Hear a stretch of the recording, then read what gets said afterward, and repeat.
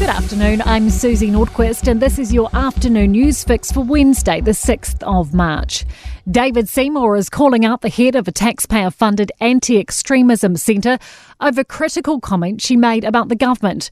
Responding to news of the government's military boot camps for young offenders, Joanna Kidman posted on social media, "The government hates children," and asked it if it was a government or a death cult. Seymour is calling for her to be fired as the director of the Centre for Preventing and Countering Violent Extremism. That level of name-calling is not actually advancing the debate. It is actually fostering a more divided society, which is ironically the opposite of what she's supposed to be about.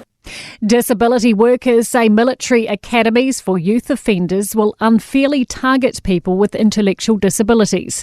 The government has announced Oranga Tamariki will lead the program, with a pilot being launched mid-year. IHC Advocacy Director Tanya Thomas says their data shows people with intellectual disabilities are 1.5 times more likely to have a conviction, so they could be overrepresented. We think that's unfair. The reason we think it's unfair is because we are not aware of any evidence that shows us that boot camps actually work.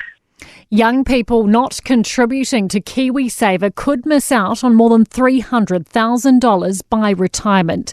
Fund advisor National Capital reveals across all eligible age groups, Kiwis could be losing out on a combined $113 billion. Director Clive Fernandez says this reflects the current economic climate. He says inflation and the cost of living have forced people to prioritise short-term interests over long-term gain. BNZ is following other banks in cutting some mortgage rates following last week's Reserve Bank decision to keep the OCR unchanged at 5.5%. The new rates will apply to classic fixed home loans from 6 months to 2 years. Figures show New Zealanders are falling behind on general health checks. Health insurer NIB has surveyed and reveals almost half of Kiwis aren't up to date with or have never had a general health exam. Just over 80% of those asked aren't up to date or have never received a skin check for melanoma. Spokesperson Robert McGrath says this needs to be made a priority. Put something in your calendar once a year to remind you to book in with your GP to have a health check. It's good to have that regular reminder to say, oh, hey, I haven't had a health check for a year. Maybe it's time to book in. Spark will start charging for its email service for the first time since it was introduced almost 3 decades ago. Spark broadband and mobile customers will be charged $6 a month from March the 16th, while non-customers will have to pay $10. Spark says the cost of running the service has jumped 50% in the last year alone. To sport, an insistence from star Black Caps batter Kane Williamson that all is well between Test skipper Tim Southee and now retired seamer Neil Wagner.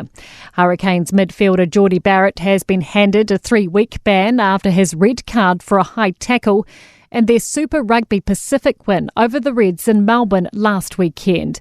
And Warriors winger Marcelo Montoya says racism in rugby league isn't acceptable in the wake of allegations of remarks made by Roosters forward Spencer Leniu during their round 1 game in Las Vegas. I'm Susie Nordquist and that's your latest news fix. We will be back with the next update tomorrow morning from the Newstalk ZB newsroom.